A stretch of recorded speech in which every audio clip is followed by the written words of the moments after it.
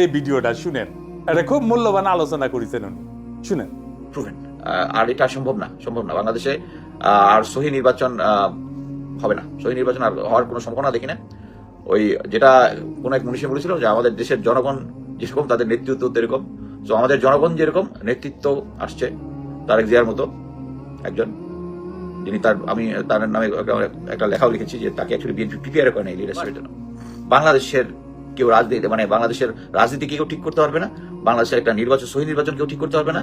ওই ভারতীয় দালাল যারা ছিল, যাদেরকে সার্জিস হাসান ওই সময় সরায় নাই, ওরাই আছে, ওরাই নিয়ন্ত্রণ করতেছে। এখন ভারত আপনাদেরকে নাকে দড়ি দিয়ে ঘোরাবে।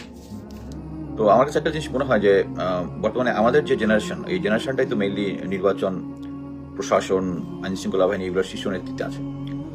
সো আমার ধারণা হয় যে অ্যাকচুয়ালি আমাদের প্যারেন্টসরা, আমাদের এই জেনারেশনের প্যারেন্টসরা অ্যাকচুয়ালি আমাদেরকে সততা কি জিনিস এটা আমাদের ভিতরে অ্যাকচুয়ালি প্রবেশ করাতে পারে নাই।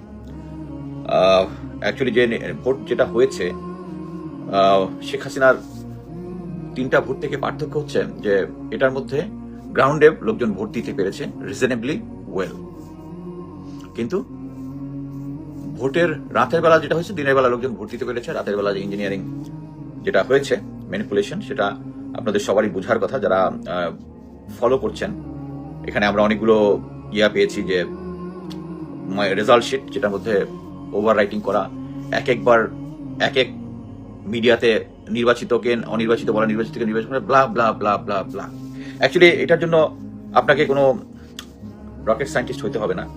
বাট আমার কাছে যেটা একটু কষ্ট দিয়েছে সেটা হচ্ছে যে আমি তো বিএনপিকে সাপোর্ট করতাম, বিএনপির প্রেজেন্ট সিচুয়েশন থেকে চলে আসছি এবং এখনো বিশ্বাস করি যে দেশের জনগণ অ্যাকচুয়ালি ইন্ডিয়ান হেজিমনি, যারা ভারতের সাথে চুক্তি করে এসছে, যারা 59% ঋণ খেলাপিকে দিয়েছে, যারা আওয়ামী লীগ চলে যাওয়ার পর গ্রাউন্ডে চাঁদাবাজি করেছে, তাদেরকে ভোট দিবেন। এবং যখন লোকজনকে ভোট দেয়, আমি ভোটদার যারা দাঁড়িপাল্লায় ভোট দিবে তাদেরকে আটকে দিয়েছে, যাতে না যেতে পারে ভোট দিতে, সবকিছুই।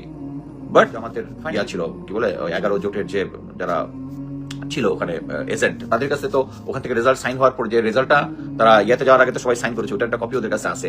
তারপরে এটা তারা ইলেকশন কমিশনে পাঠিয়েছে। ওদের রেজাল্টের সাথে গ্রাউন্ড থেকে যেটা পাঠিয়েছে এদের সাথে মিল নাই। এটাই কোনো জায়গা থেকে হয়তো প্রসেস হয়েছে। এনিওয়ে, আমি শেখ হাসিনার 17 বছর, তারপরে 1.5 বছর প্রফেসর ইউনূস খুব হাসি হাসি দিয়ে সবাইকে জানিয়ে দিলেন যে তিনি একটা ভালো নির্বাচন করবেন। তিনি একটা ভালো নির্বাচন করেন নাই। জনগণের ভোটের যে লক্ষ্য, যেটা এটা প্রতিফলিত হয় নাই।